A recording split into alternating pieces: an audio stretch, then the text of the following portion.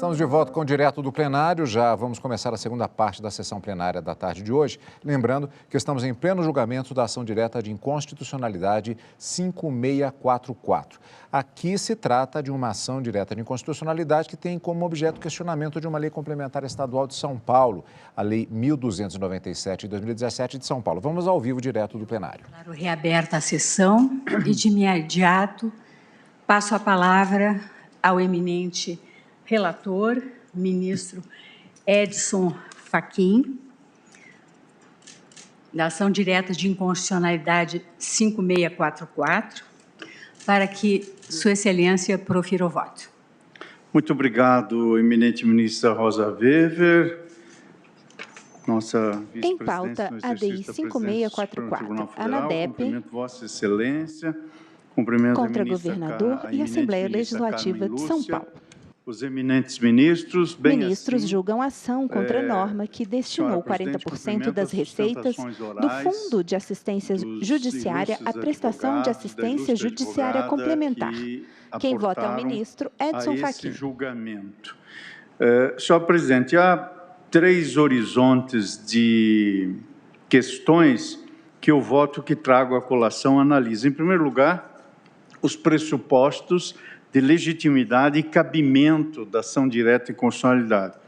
Sobre isso não me deterei muito, eis que a requerente é uma entidade de classe de âmbito nacional, o que evidencia a sua legitimidade. E, ademais, também entendo presente a pertinência temática, eis que se trata de entidade congregadora dos defensores públicos de todo o Brasil. Por isso, entendo superadas todas essas questões que poderiam preliminarmente serem suscitadas e restam os 2 horizontes que se vertem no exame do mérito da controvérsia.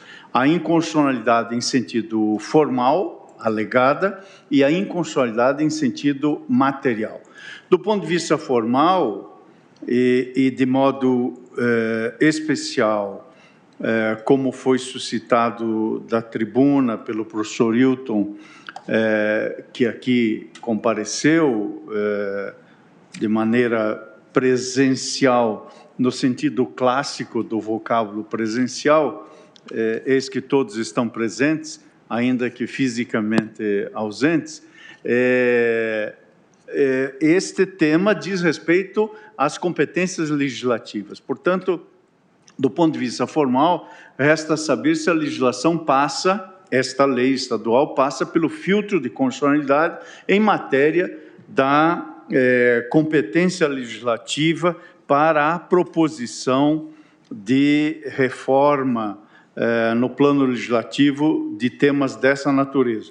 E do ponto de vista material, que é o terceiro e último horizonte a ser analisado, a questão diz respeito ao exame do sentido e do alcance do modelo de assistência jurídica gratuita e do papel constitucional que é deferido à Defensoria Pública. Analiso esses 2 horizontes e principio já evidenciando, senhora presidente e eminentes pares, que entendo presentes ambos os vícios que são suscitados pela requerente. No tocante ao alegado vício formal, entendo que a solução deflui a partir da compreensão do condomínio de competências legislativas, bem como da análise de compatibilidade ou não entre o artigo 134 da Constituição e a lei impugnada. Como se sabe, a repartição de competências é característica essencial em um Estado federado para que seja protegida a autonomia de cada um dos seus membros e, por consequência, a convivência harmônica entre as esferas.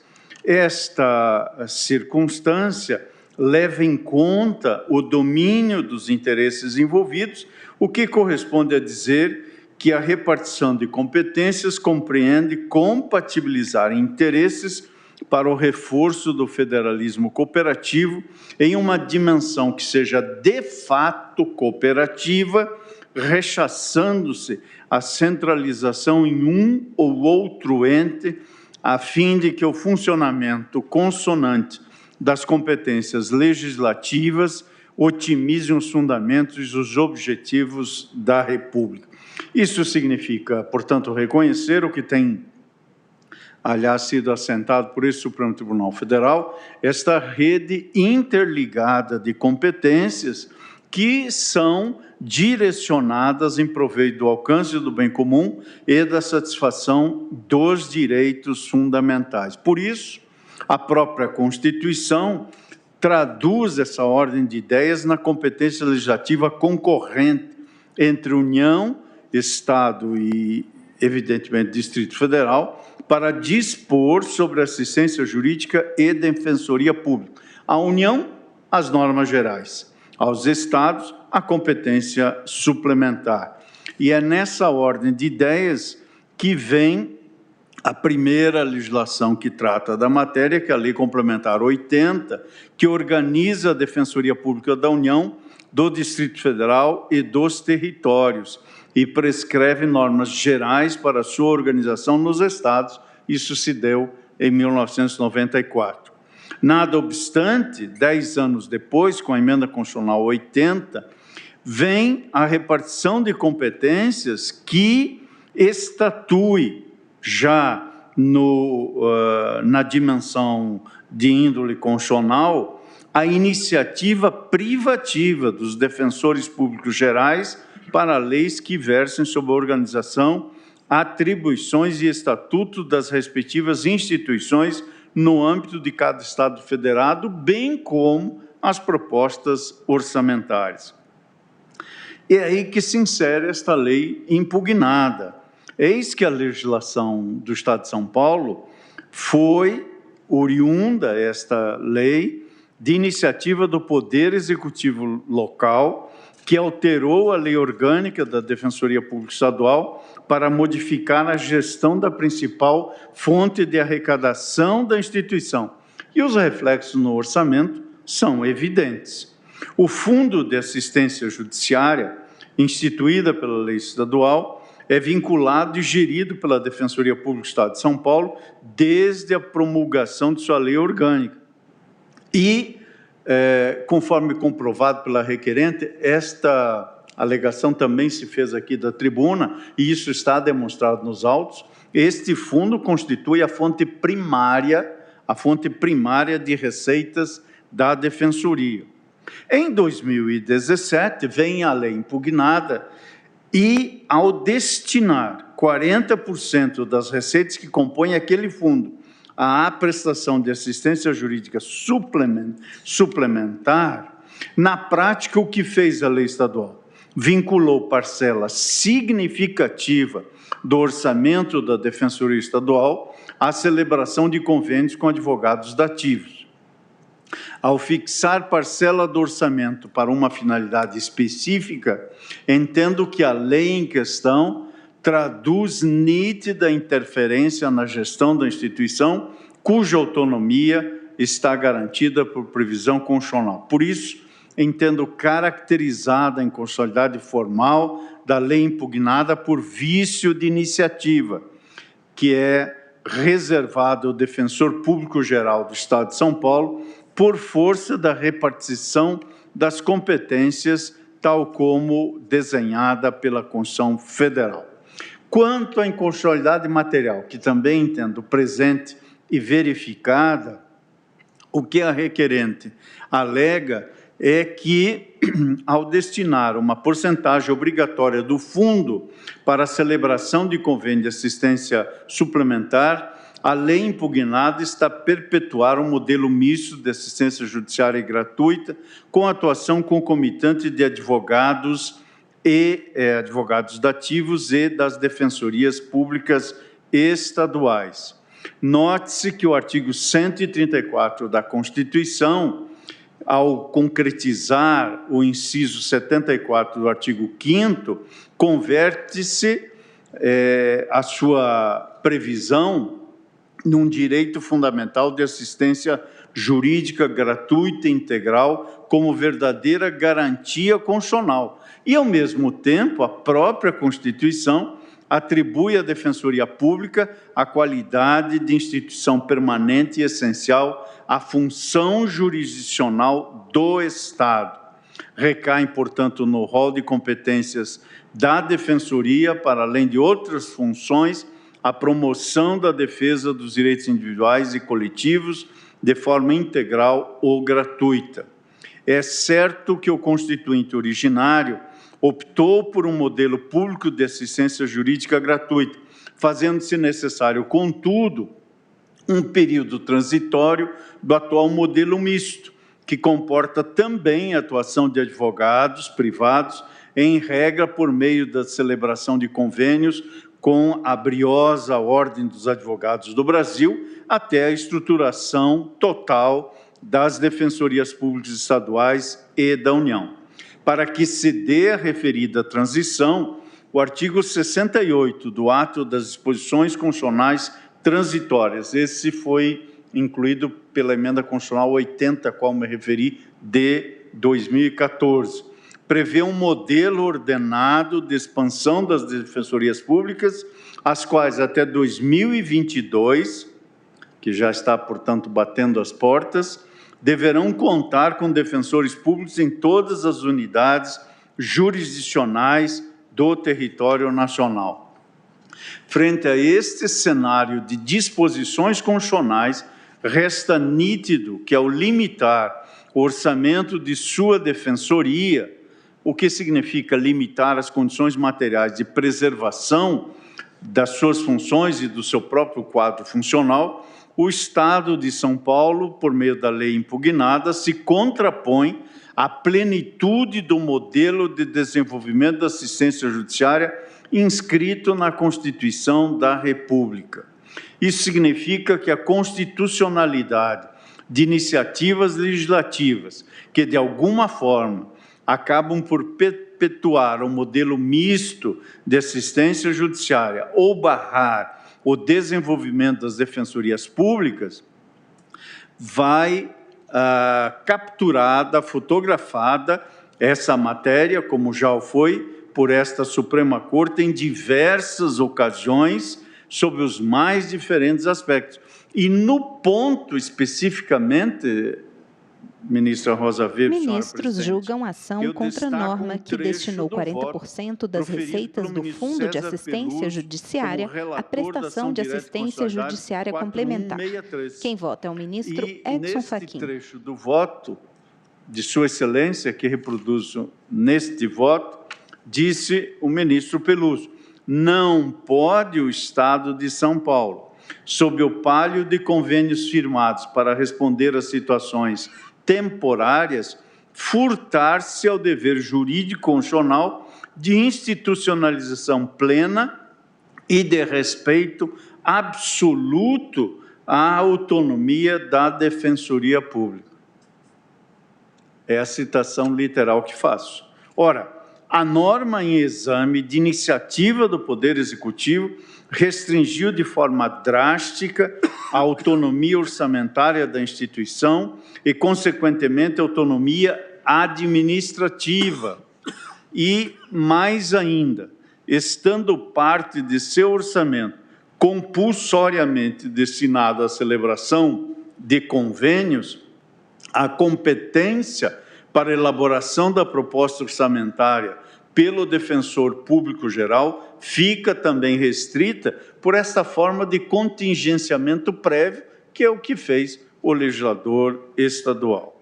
E não é de agora que este plenário tem assentado que a interferência ou subordinação da Defensoria Pública a qualquer poder que tolha a sua autonomia implica necessariamente na respectiva violação.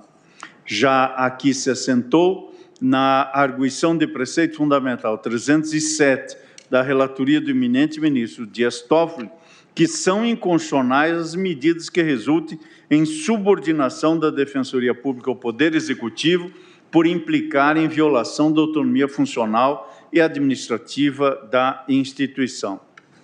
Não se diga, por óbvio, que não há limites. É evidente que há, como há para todas as instituições. O problema está em limitar de tal modo que acaba exaurindo a própria essência da autonomia garantida das defensorias públicas. Esta matéria não é nova entre nós, além da DPF 307 que acabo de mencionar, menciono ainda os precedentes da ADI 2903, da relatoria do eminente ministro Celso de Mello, ADI 3965, relatoria da eminente ministra Carmen Lúcia, ADI 4056, da relatoria do eminente ministro Ricardo Lewandowski, ADI 5286, do eminente ministro-presidente Luiz Fux, como também a 5287, e da relatoria do eminente ministro Luiz Roberto Barroso, ADI 5381. Por isso, senhora presidente, entendo que a destinação, por lei, de percentual do Fundo de Assistência Judiciária para a prestação de assistência judiciária suplementar equivale, na prática, à mutilação da autonomia funcional da Defensoria Pública. Essas são as razões pelas quais, senhora presidente, voto no sentido de julgar integralmente procedente a apresentação direta para declarar a inconstitucionalidade formal e material da Lei Complementar 1297 de 2017 do Estado de São Paulo, e é como voto, senhora presidente. Muito obrigada, ministro Edson Fachin. Ministra Rosa Weber. Do ministro Alexandre de Moraes, que pediu destaque na sessão virtual. Boa tarde, presidente. Cumprimento Vossa Excelência, ministra Rosa Weber, cumprimento a ministra Carmen Lúcia, todos os ministros. O ministro Alexandre de Moraes fala por videoconferência. Tem pele clara, completamente calvo. Usa a toga preta por cima do terno preto, camisa branca, gravata vinho. Ao fundo, uma parede clara. Peço um excesso de atenção dos eminentes colegas, porque ministros julgam a ação contra a norma que destinou 40% das receitas do Fundo de Assistência Judiciária à prestação de assistência judiciária complementar. Da Defensoria Pública. E digo isso com tristeza, porque aqui, com todo o respeito que tenho pela Defensoria Pública do meu Estado, Defensoria Pública do Estado de São Paulo, a Defensoria Pública está realizando uma verdadeira guerrilha institucional, porque fez um acordo, e sabe por que fez, e eu falarei aqui, e agora vem sustentando de modo diverso. Do que se trata juridicamente, faticamente, essa ação? A Defensoria Pública foi instalada no Estado de São Paulo, a Constituição garante a plena autonomia financeira, autonomia administrativa, e há o seu orçamento.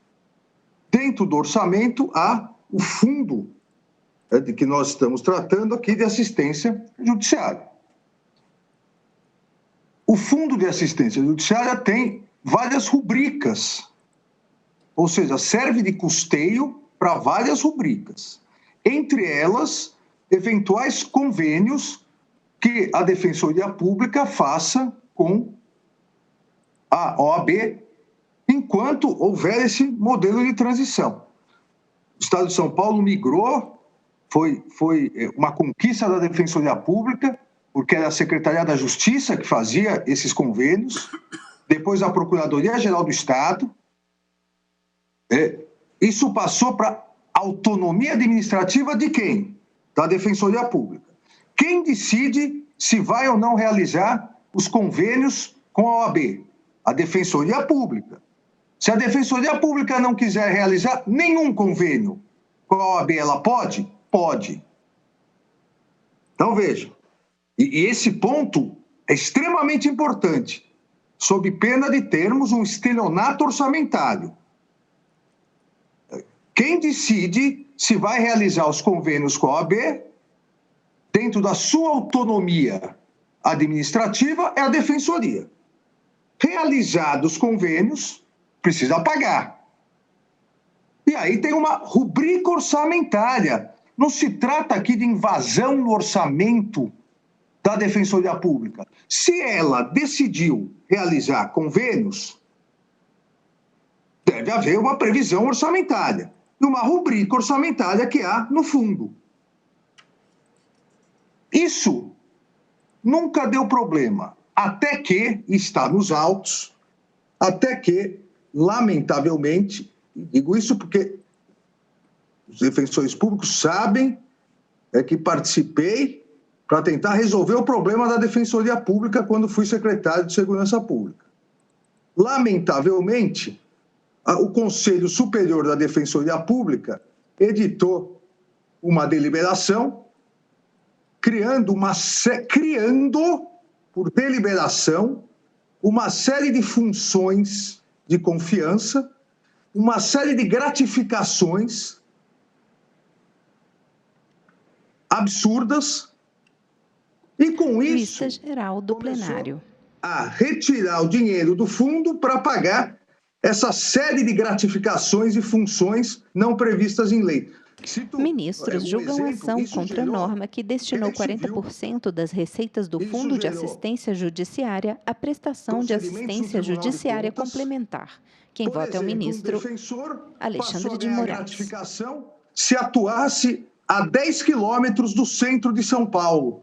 Olha, quase todos os fóruns são a 10 quilômetros do centro de São Paulo. Outro defensor, se fosse designado para ingressar com habeas corpus, ganhava uma gratificação. Olha, a função da Defensoria é ingressar com habeas corpus. Se fez de tal forma que quase todos os defensores passaram a ganhar o teto e precisavam pagar de algum lugar. É porque os vencimentos direto do governo. Essas gratificações começaram a ser retiradas da onde? Do fundo. E com isso se gerou uma inadimplência absurda em relação aos convênios. Então, qual a situação? Eu, Defensoria Pública, no exercício da minha autonomia administrativa, decido realizar convênios. Há uma rubrica orçamentária para pagar esses convênios, que vem do fundo. Só que eu, num determinado momento, eu não vou pagar esses convênios, fico inadimplente, porque eu, por deliberação do Conselho, criei uma série de funções gratificadas. A atuação como conselheiro passou a ser gratificada. Se fosse fazer sustentação oral em Brasília, ganhava mais uma gratificação. Atuação como assistente na escola, outra gratificação. Como eu disse, 10 quilômetros do Marco de São Paulo. Então, se fosse atuar no Fórum do Jabaquara, mais gratificação. De onde se pegou esse dinheiro no exercício da sua autonomia administrativa e financeira? Do fundo. E com isso, todos, ou quase todos, os defensores chegaram ao teto. Isso foi declarado ilegal, a ação, e nos autos consta a ação, houve inquérito civil, e para se resolver esse problema, no exercício da sua iniciativa, que a Constituição do Estado, no artigo 109, prevê, da mesma forma que a Constituição Federal prevê para o presidente da República, de organização também da Defensoria, isso é uma iniciativa concorrente, o que se previu não foi que obrigatoriamente vejam, não se previu que obrigatoriamente a Defensoria tem que assinar os convênios e obrigatoriamente tem que destinar 40% do fundo para os convênios. Não. O que se previu foi uma legislação anti-calote. Isso que se previu. A par das ilegalidades que foram afastadas da criação desta série de funções de confiança, de gratificações criadas por deliberação, se previu o seguinte: Defensoria, você continua no exercício da sua autonomia, plena autonomia administrativa, você decide se assina ou não os convênios. Se você não quiser assinar nenhum convênio, não haverá convênio. Se você assinar os convênios, esta lei prevê, como já sempre previsto, que o custeio para esses convênios será do fundo. E, pelo menos, 40%, se você assinar convênios nesse valor, você tem que pagar. Se você não assinar e não chegar a esse valor, o próprio texto legal diz, aí sim, se você achar por bem não assinar os convênios, não gastar esse dinheiro nos convênios, o custeio não será para os convênios, o custeio será para o quê? O custeio será para as outras finalidades do fundo. Então, o que me parece muito importante aqui é, quem opta ou não pela assinatura dos convênios no exercício da sua autonomia administrativa é a Defensoria Pública. 2, se ela optar, como toda instituição, tem que pagar. Ela vai pagar da onde? Qual a fonte de custeio legal? A fonte de custeio legal é o fundo. O fundo prevê. E o fundo prevê que pelo menos 40%, e se houver convênios de mais de 40%, 50%, 60%, mas pelo menos 40% tem que pagar. E se a Defensoria amanhã não assinar nenhum convênio no exercício da sua autonomia administrativa? Esse dinheiro do fundo, ela, Defensoria Pública, vai utilizar para as demais finalidades que o fundo permite, porque o exercício da autonomia administrativa da Defensoria, como de qualquer outra instituição, permite a discricionariedade regrada. Dentre as várias opções legais, ela escolhe uma. Então, ela tem aquele dinheiro do fundo. E tem várias rubricas que serão custeadas. Ela vai optar. Agora, não é possível que a Defensoria opte pelos convênios, e foi uma briga, uma saudável e bonita briga da Defensoria, assumir a gestão dos convênios. Não é possível que ela opte pelos convênios e não queira pagar os convênios, queira derrubar uma norma de custeio dos convênios que ela assinará ou não se quiser. É quase um atestado prévio, preventivo, de calote. E eu repito, essa norma foi gestada junto com a Defensoria Pública na Assembleia Legislativa, junto com o Executivo, exatamente para se evitar as ilegalidades que foram praticadas com criação de funções de confiança, que sugaram todo o dinheiro do fundo, deixando aqueles que realizaram o serviço auxiliar da Defensoria sem pagamento. A Defensoria não é obrigada a conveniar, mas se conveniar tem que pagar o advogado que prestou esse serviço. Por isso que a norma, presidente, ela prevê essa aplicação alternativa e subsidiária. Se a Defensoria, no exercício da sua autonomia administrativa, não quiser convênio e esse dinheiro não for gasto, gasta nos demais, nas demais rubricas. Agora, e se a Defensoria assinar convênios que cheguem a 60%, pelo menos 40% ela tem que pagar. Se ela assinar 20%, veja, não se trata que pagar 20% vai sobrar 20%. Aí, esses outros 20% serão destinados para outras rubricas. Não se trata aqui de intervenção na autonomia. É como o Judiciário tem fontes de custeio específicas, o Ministério Público tem fontes de custeio específicas, a Defensoria Pública também tem que ter fonte de custeio específica. A autonomia da Defensoria não pode ser menos, mas também não pode ser mais do que as demais autonomias. Foi tão somente isso que a legislação fez de organização da assistência judiciária no Estado de São Paulo. Todos esperamos que, daqui a uns anos, esse fundo, não pague R$1 para os convênios. Olha, vejo que nem há necessidade de alteração legislativa para isso. É só a Defensoria não assinar mais convênios, porque, em um determinado momento, talvez não haja necessidade disso, pelo aumento da Defensoria. Mas esse momento ainda não está tão próximo. Os advogados dativos, eles são importantíssimos para a assistência judiciária no Estado de São Paulo.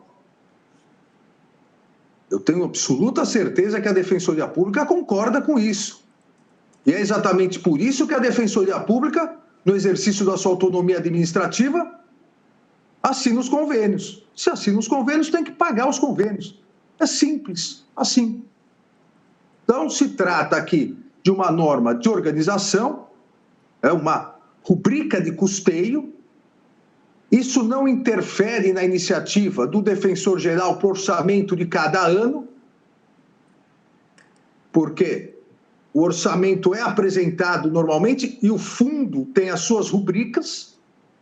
Isso não interfere, consequentemente não é, ao meu ver, com todas as vênias, o eminente ministro relator, não é a iniciativa privativa do defensor público, essa organização.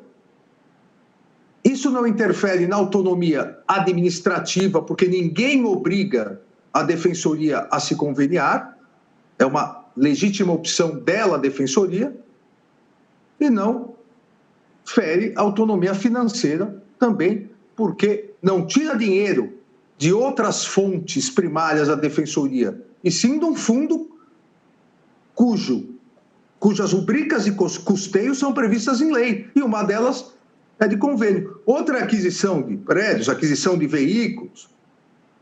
Aí é uma opção. Se a Defensoria Pública amanhã quiser rescindir todos os convênios para comprar mais prédios, para comprar mais veículos, ela pode. E vai destinar esse dinheiro normalmente. Autonomia administrativa e financeira.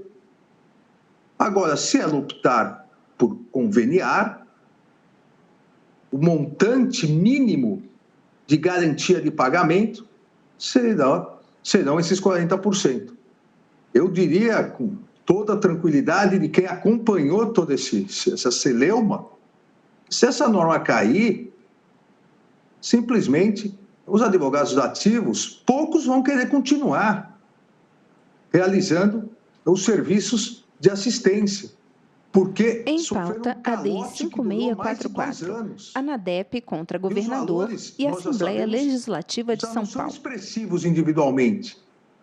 Advogados dativos, às vezes, sendo contratados por R$500, R$1.000, e não recebendo isso. Então, auxiliavam a Defensoria Pública, se conveniavam nos 645 municípios, nas 300 e poucas comarcas de São Paulo, e depois não recebiam. Então, se trata de uma norma de organização que prevê um custeio específico que existe para o Executivo, para o Legislativo, para o Judiciário e para o Ministério Público. Deve também existir para a Defensoria. Então, o presidente, com todas as vênias ao eminente ministro relator, aqui, afasto a inconstitucionalidade formal, porque não se trata de lei orçamentária, e sim de organização do fundo, é uma norma de custeio geral para o Fundo de Assistência Judiciária e de organização da Defensoria Pública, consequentemente, não de iniciativa privativa do Defensor Público Geral. Afasto também a inconstitucionalidade material, porque não há invasão à autonomia administrativa da Defensoria Pública, porque, repito, ninguém pode obrigá-la a assinar convênios, ela vai se conveniar se ela quiser, e nem autonomia financeira. Eu não diria que há invasão na autonomia financeira simplesmente porque se assinou o convênio tem que pagar. Quem assina o convênio deve realizar o pagamento. E mais, a lei ainda previu, e esse também foi, os defensores públicos bem sabem, foi um pedido da própria Defensoria, previu que se não houvesse esse gasto de 40% nos convênios livremente assinados pela Defensoria, esse dinheiro restante poderia ser utilizado em todas as outras rubricas, para demonstrar exatamente que não é um carimbo, não é um carimbo definitivo. Defensoria, 40% em convênio. Não. Defensoria, assine se quiser os convênios. Até 40%, se você assinar, você tem que pagar. O restante, se não assinar ou não quiser mais, gasta no que a lei autoriza. Então, não há, a meu ver, aqui invasão na autonomia administrativa nem financeira da Defensoria. Por isso, presidente, eu julgo improcedente a ação. Senhora presidente. Pois não. Muito obrigada, ministro Alexandre de Moraes. Pois não, ministro Fachin. Se Vossa Excelência me permitir, e com devido Ministro Edson respeito Fachin. à divergência do eminente ministro Alexandre de Moraes, eu apenas sublinharia que examinei a controvérsia técnica existente nos autos e, portanto, examinei as competências e atribuições deferidas pela Constituição da República à Defensoria Pública de um modo geral e, densificadas essas atribuições, no caso concreto, à Defensoria Pública do Estado de São Paulo.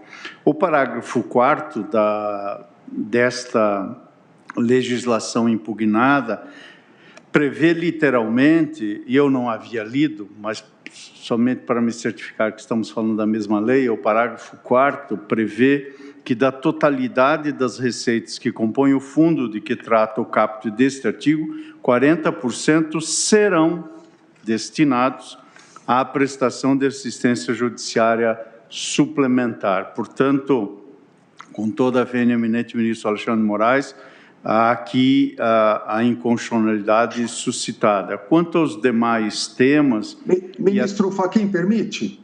Pois não, ministro. Eu já estava... Pois não, lhe ouço com prazer, sempre. Não, só para tentar enriquecer o debate. O parágrafo 5º diz exatamente o que eu me referi. É que se não for gastos 40%, pela opção da Defensoria, poderão ser gastos nas demais despesas suportadas. O que diz o parágrafo 5º? Caso as despesas afetas à prestação de assistência judiciária suplementar não alcancem, no mesmo exercício financeiro, o percentual de que trata o parágrafo 4º, ou seja, se não alcançarem 40%, o saldo restante será aplicado às demais despesas suportadas pelo Fundo de Assistência Judiciária. Então, amanhã, se a Defensoria Pública rescindir todos os convênios, a prestação de assistência judiciária suplementar, ela destina esses 40% no que ela bem entender. Obrigado e desculpe. Ao contrário, o aporte de Vossa Excelência ilustra o que eu estava tentando exatamente dizer, no sentido de trazer à evidência que o amanhã a que o ministro Alexandre de Moraes se refere é um amanhã que pressupõe uma alteração do comportamento que ele mesmo, em palavras bastante fortes, denominou de estelionato ou calote.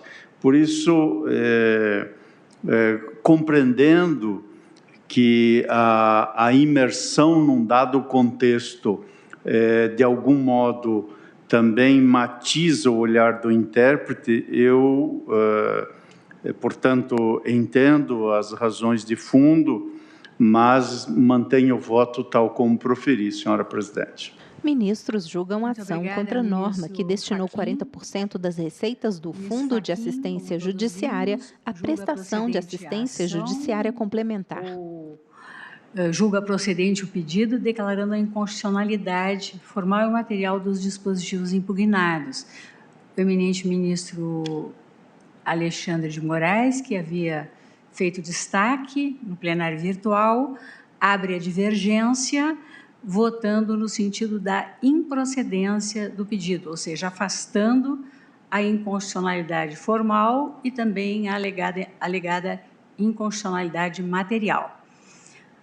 Colho agora o voto do ministro Nunes Marques. Senhora presidente, senhora ministra Carmen Lúcia, senhores ministros... O ministro Nunes Marques fala por videoconferência.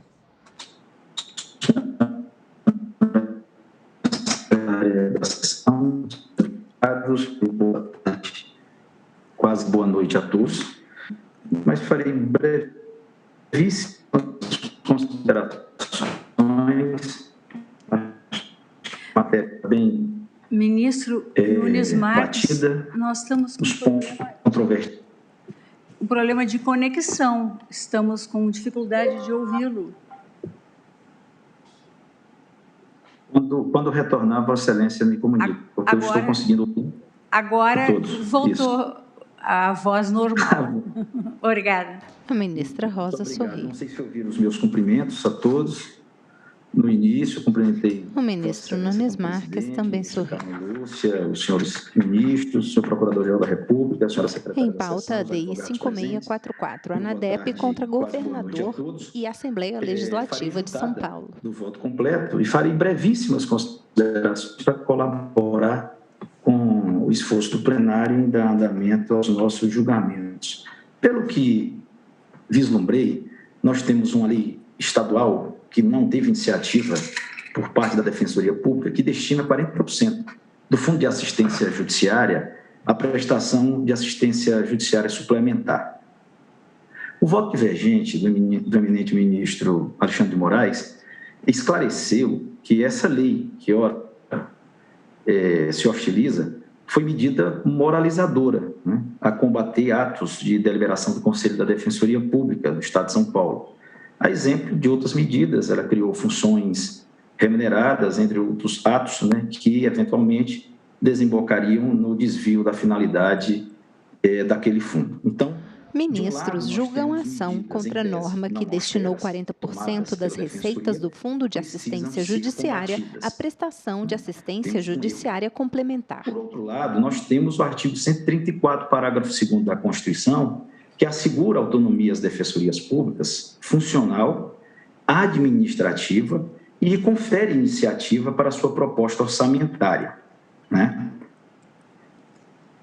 A proposta do eminente relator é no sentido de que há uma inconstitucionalidade formal por vício de iniciativa, e a proposta do voto divergente vem em sentido contrário, dizendo que praticamente a autonomia das defensorias, elas não podem não podem ser justificadas para o calote, né? Então, o que eu vislumbro é que temos aí, talvez, dois erros, né? E, como costumo dizer, dois erros não fazem um acerto.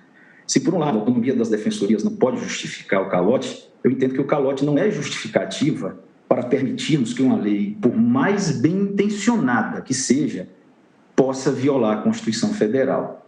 Então, por mais graves que sejam os atos praticados pela instituição, isso estamos num precedente que desembocará em outras situações, e que, por mais boa vontade que sejam essas normas, e por mais bem intencionadas que elas sejam, elas têm que guardar limite dentro do texto constitucional. E nós temos no Brasil inúmeros mecanismos e eficientes, né, para o controle de eventuais atos por esta ou por outras instituições que, pelo Brasil afora, possam desvirtuar essa liberdade, essa autonomia que a Constituição Federal lhes atribui. Então, senhora presidente, de uma forma muito pragmática, eu entendo que, como havia dito, dois erros não fazem um acerto, né? Por mais bem intencionada que seja a norma, compete, de fato, à Defensoria Pública a iniciativa de sua proposta orçamentária. E, ainda dentro do argumento de que não se trate de proposta orçamentária, ela também tem autonomia funcional e administrativa. Impor uma limitação ou uma destinação de gastos a essas instituições, não falo só da Defensoria, mas muitas outras pelo Brasil, que poderão desembocar no mesmo problema. A tentativa de corrigir desvios dessas instituições, permitindo que normas bem intencionadas, volto a dizer, tentem evitar tais desmandos, né? Então, pedindo a mais respeitosa vênia ao ministro Alexandre de Moraes, eu acompanho o voto do eminente relator e farei juntada do voto completo. Muito obrigada, ministro Nunes Marques. Como vota o ministro Luiz Roberto Barroso? Boa noite, presidente. Sempre uma alegria estar aqui. O ministro Luiz Roberto Barroso fala por videoconferência. Colegas, ministra Carmen Lúcia, nosso relator, ministro Luiz Edson Fachin, ministro Alexandre de Moraes, que abriu divergência, e agora o voto também do ministro Cássio Nunes Marques.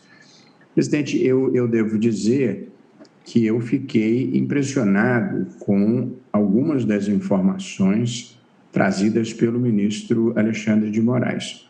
Ministros julgam ação contra a norma que destinou 40% das receitas do Fundo de Assistência Judiciária à prestação de assistência judiciária complementar. Digamos assim.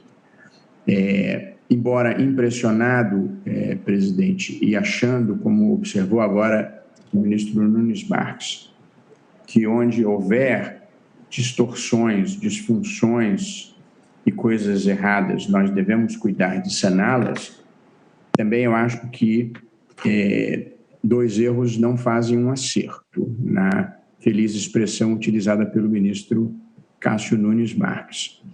De modo que os problemas apontados pelo ministro Alexandre de Moraes, se confirmarem, e eu imagino que Sua Excelência tenha falado com conhecimento de causa, naturalmente, eles exigem um outro tipo de atitude e de reação. Mas a informação que tenho é que o fundo representa 80% do orçamento da Defensoria Pública.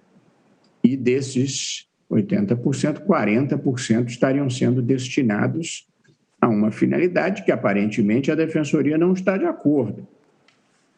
Portanto, não consigo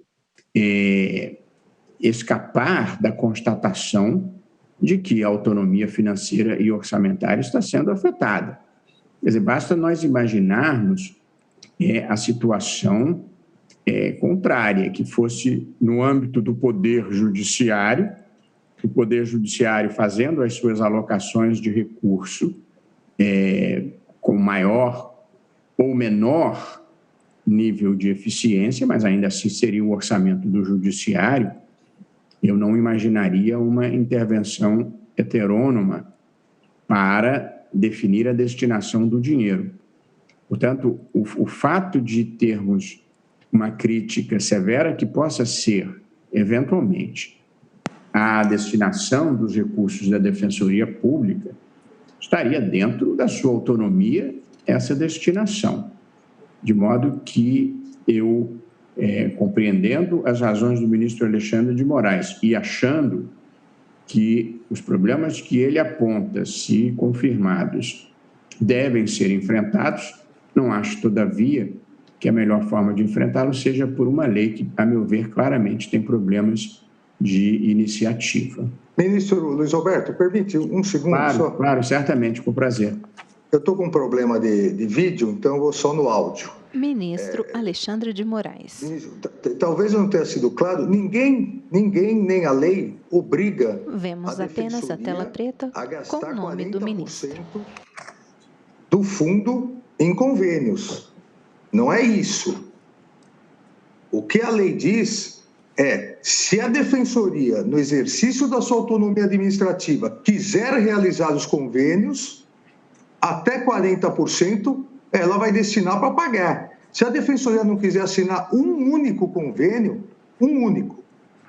ela vai gastar o fundo todo em qualquer outra coisa. É opção dela. O que a lei prevê é um mínimo de garantia para o pagamento dos convênios que livremente a Defensoria quiser assinar. Só para deixar mais claro... Ministros julgam ação contra a norma que destinou 40% das receitas do Fundo de Assistência Judiciária à prestação de assistência judiciária complementar. Se você se compromete Retoma a pagar... Fala o ministro Luiz Roberto Barroso. Eu vejo a vida também. Mas não tenho dúvida, igualmente, de que essa lei ela está estabelecendo uma vinculação orçamentária, quer dizer, ela está intervindo no orçamento da Defensoria e determinando uma alocação específica. Eu bem entendi a leitura que Vossa Excelência faz do parágrafo 5º, e é curioso porque o parágrafo 4º parece ser peremptório, porque ele diz assim: da totalidade das receitas que compõem o fundo, 40% serão destinados à prestação de assistência judiciária suplementar. Portanto, a leitura do parágrafo 4º sugere claramente uma norma cogente, mandamental, e não uma faculdade. Eu bem compreendi que Vossa Excelência depois leu o artigo 5º para entender: caso as despesas afetas à prestação de assistência judiciária suplementar não alcancem no mesmo exercício financeiro o percentual de que trata o parágrafo 3º, o saldo restante será aplicado às demais despesas suportadas pelo fundo. A leitura que Vossa Excelência faz de que seria uma faculdade a celebração dos convênios e só quando celebrados esses convênios a vinculação seria peremptória, eu entendo, acho que é uma leitura possível, mas nem tenho certeza absoluta que esta seja a única leitura ou que seja a que vá prevalecer. Mas, ministro, me permite, é o que acontece. Muito bem. É a regra estadual. Eu acho que, assim, eu não teria nenhuma dúvida de concordar com Vossa Excelência de que, primeiro, tendo passado os convênios para a competência da Defensoria Pública, é ela que delibera. Eu estou de acordo.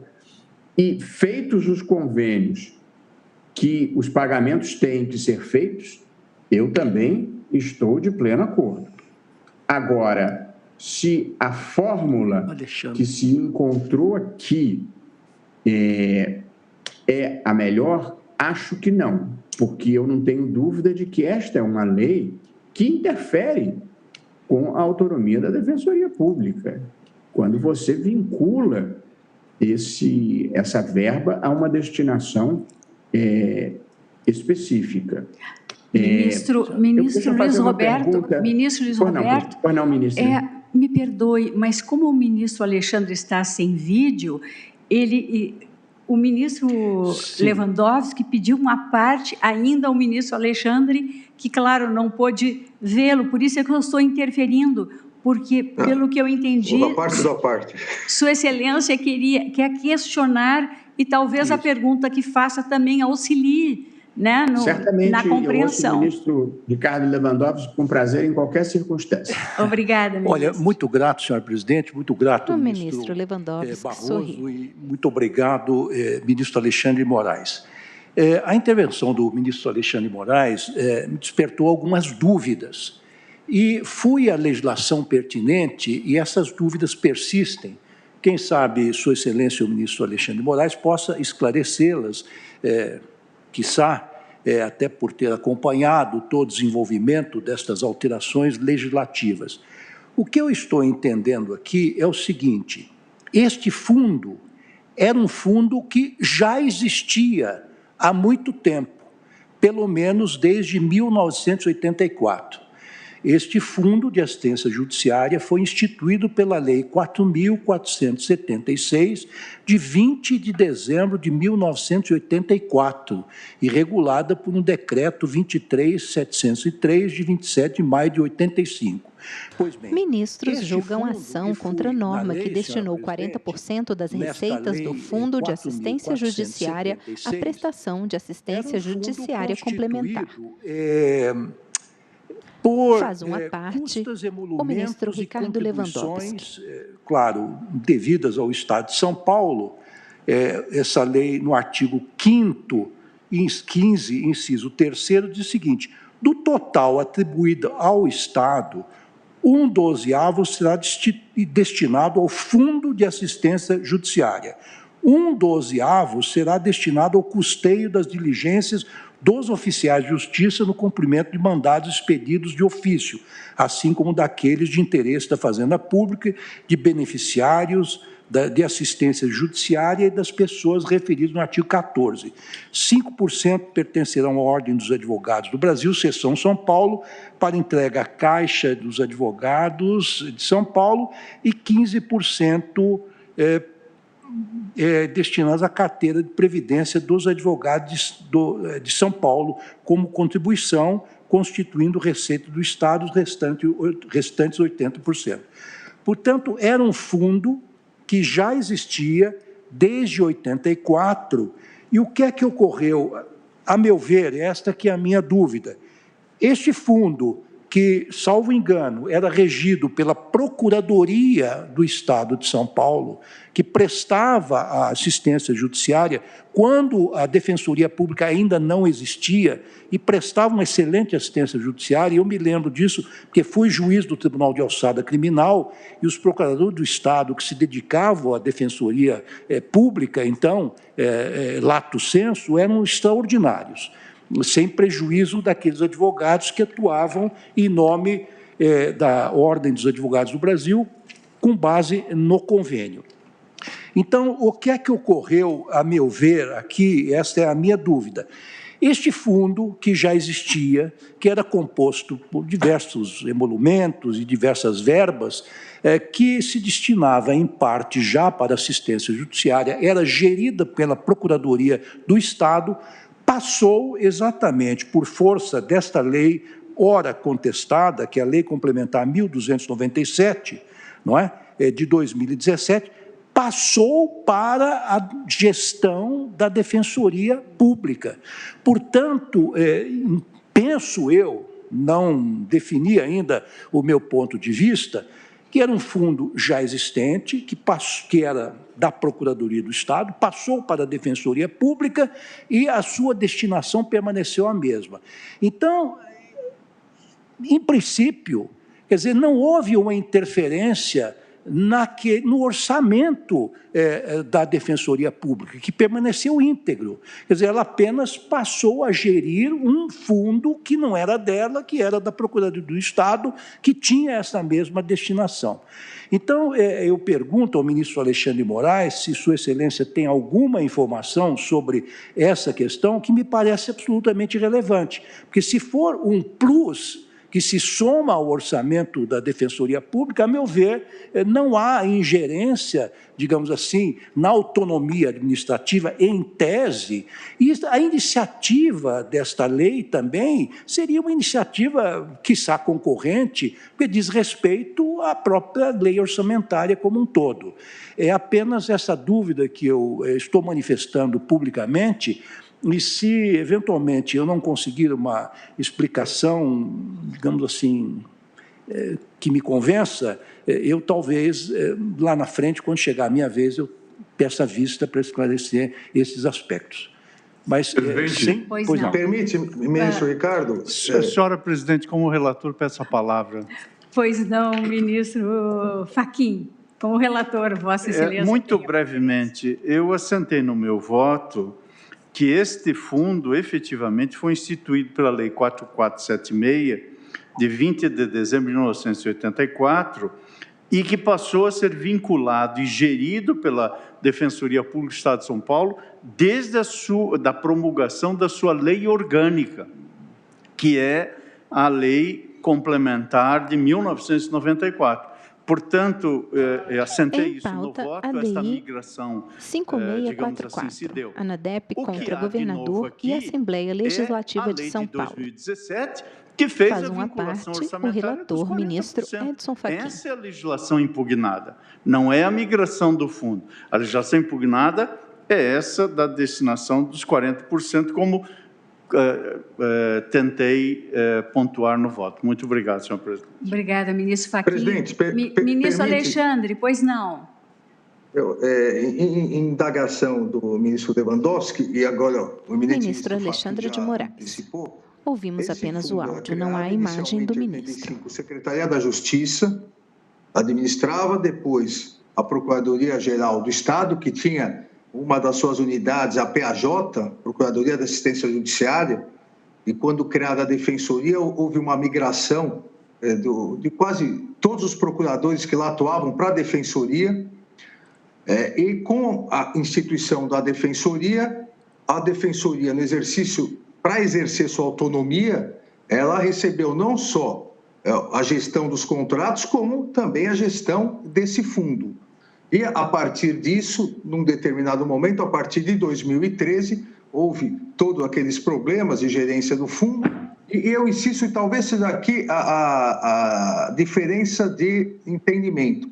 Não há, a meu ver, uma vinculação, porque a Defensoria não é obrigada a gastar 40% em convênios. A Defensoria realiza os convênios se quiser, só que ela deve pagar até 40%, até esse limite, então, se ela quiser. Por que surgiu isso? Porque jamais a Procuradoria-Geral do Estado tinha deixado de pagar. E isso, volto a insistir, a própria Defensoria participou da elaboração legal. Obrigado, ministro Lewandowski. Obrigado. Deixar esclarecer. Obrigada, ministro Alexandre. Devolvo a palavra ao ministro Luiz Roberto, que estava proferindo o seu voto. Presidente, o Gilmar pediu a palavra, presidente. Presidente, perdoe-me, ministro Gilmar, eu não percebi. Está com a palavra, Vossa Excelência. Eu acho que o debate está... Ministro Gilmar Mendes, por videoconferência. E certamente chama atenção para uma série de problemas que eu acho que nós precisamos focar. E um deles me parece que está passando ao largo. O ministro Alexandre disse, a Defensoria decidirá sobre os convênios. O que nós não estamos falando, ou estamos falando apenas implicitamente, é que a Defensoria Pública de São Paulo, como está instituída e com os recursos que dispõe, não tem condições de realizar as suas atividades sem esse modelo auxiliar. Nós já o reconhecemos, inclusive, nos precedentes do tribunal. Então, a mim me parece que isso nós temos que levar em consideração. De fato, não se trata de apenas uma opção, se trata, na verdade, de uma necessidade, entendo eu. Do contrário, se houvesse defensores suficientes, certamente esses convênios já se teriam encerrado. Então, a mim me parece que nós temos que olhar realmente nessa perspectiva de uma norma de organização. Se, enquanto for necessário, haverá esse tipo de cooperação com a ordem dos advogados, a despeito de todo o debate corporativo que se coloca, mas me parece que essa é uma questão importante, porque, do contrário, já não haveria mais convênios. O que vai resultar? Porque nós temos que perguntar o que fica no lugar. Se não houver esses recursos e se parte dos recursos do fundo não puder prover esse tipo de contratação, o que haverá em seu lugar? Terá que haver alguma coisa. O que espera a Defensoria Pública? Que isso seja provido mediante recursos orçamentais normais? É isso que se tem que colocar. Porque as consequências vêm depois, né? Como costumam dizer os acacianos portugueses, muitas vezes. Então, isso precisa ser dito. Não há nenhuma necessidade de ter esse contrato, então, que eles se acabem, que eles se encerrem. Mas não é disso que se cuida. Não é disso que se cuida. Se, de fato, nós afirmarmos que essa destinação é inconstitucional, ilegal, certamente, se vamos continuar a ter necessidade dessa atividade complementar, como já o dissemos no passado, como serão providos os recursos? De onde virão as fontes para custear essa atividade? Então, me parece que nós temos que responder a isso. Essas colocações feitas agora pelo ministro Lewandowski e pelo ministro Alexandre, acho que iluminam esse debate. É preciso que nós respondamos a isso, sob pena de nós estarmos, inclusive, onerando o próprio Estado de São Paulo com essa decisão. Poderão, por exemplo, o ministro Alexandre disse que foram pagos gratificações a rodo para defensores com base no fundo. Nós sabemos que isso não é tão raro de ocorrer. A DPU, a primeira marca, e veja, Vossa Excelência sabe que eu sou um defensor da Defensoria Pública e elogio constantemente o seu trabalho, mas o primeiro ato da DPU, da Defensoria Pública da União, faz uma parte, o ministro Gilmar Mendes, aprovada de emenda constitucional, foi conceder autonomamente o auxílio moradia.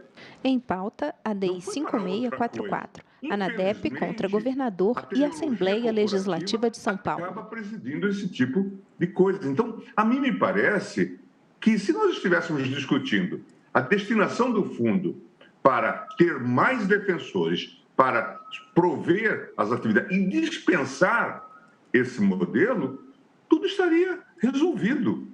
Mas não é disso que se cuida, infelizmente. Obrigada, ministro Gilmar.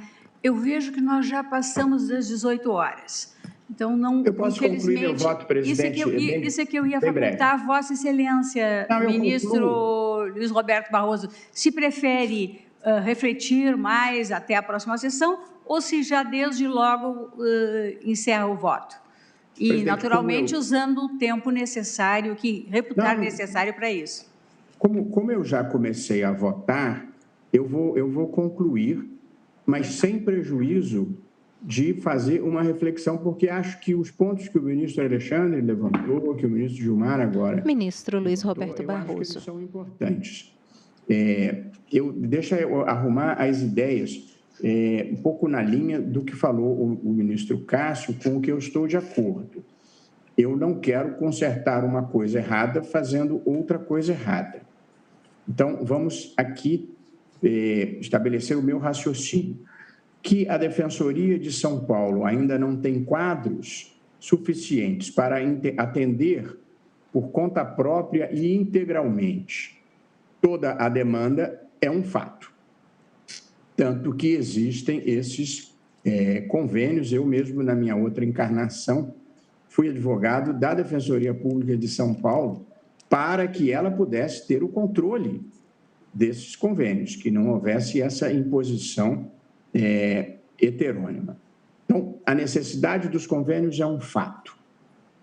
Que, uma vez celebrado o convênio, que os valores ajustados têm que ser pagos, eu também não tenho nenhuma dúvida. É assim que é a vida.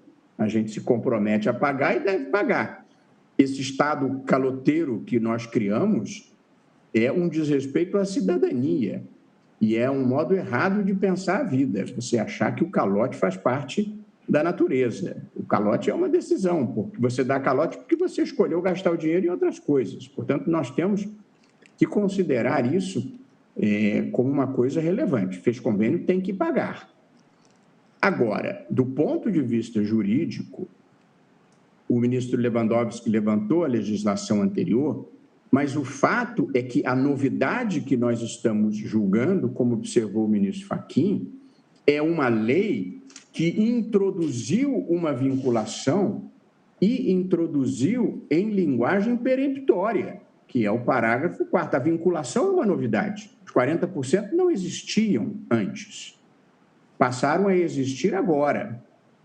E, portanto, eu não consigo, nessa primeira reflexão, porque os argumentos do ministro Alexandre só chegaram agora, mas eu não consigo, na primeira reflexão, considerar que uma lei que determine a vinculação a um fim específico de 40% não seja uma lei que interfira na autonomia orçamentária da instituição.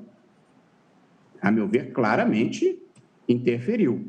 Se alguém disser, não, mas é porque era preciso separar um dinheiro para pagar os convênios, eu estou de acordo, tem que ter um dinheiro para pagar os convênios. E, portanto, nós temos que encontrar um mecanismo, mas eu não consigo endossar a tese de que uma lei que vincula o meu orçamento não interfere na minha autonomia orçamentária. E, como disse, o parágrafo 4º me parece ter uma linguagem peremptória, porque ele fala serão destinados é uma linguagem cogente. Eu bem entendi a interpretação dada pelo ministro Alexandre de que o convênio é facultativo, mas isso não está dito aqui. E, portanto, eu acho que talvez a gente precise de uma outra legislação para assegurar a maneira como vão ser pagos esses convênios. Quem vota é o ministro Luiz Roberto Barroso. Ministros julgam ação contra a norma que destinou 40% das receitas do Fundo de Assistência Judiciária à prestação de assistência judiciária complementar. E da garantia do pagamento, e acho que isso é importante de ser equacionado, mas não consigo escapar do fato de que uma lei que vincula 40% de um orçamento não seja uma interferência com a autonomia orçamentária. E por essa razão, o presidente, pedindo todas as vênias às compreensões diferentes, eu estou aderindo à posição do eminente relator, sem prejuízo, devo dizer, porque tenho a mente aberta de ouvir os debates e, eventualmente, reajustar. Mas, nesse momento, eu acho que nós não vamos resolver um problema violando o que claramente me parece ser a autonomia orçamentária da instituição. Portanto, eu estou acompanhando a posição do ministro Fachin, mais aberto ao debate que vai se seguir, presidente. Muito obrigada, ministro Luiz Roberto. Eu vou proclamar, senhores ministros, o resultado provisório, no sentido de que, após o voto do eminente relator, julgando procedente o pedido, declarando a inconstitucionalidade formal e material da legislação impugnada, no que foi acompanhado pelos ministros Nunes Marques e Luiz Roberto Barroso, e do voto divergente do ministro Alexandre de Moraes, julgando improcedentes os pedidos, foi suspenso o julgamento e que terá prosseguimento na próxima quarta-feira, sessão ordinária. Eu agradeço a presença de todos, desejo uma ótima noite e declaro encerrada a sessão.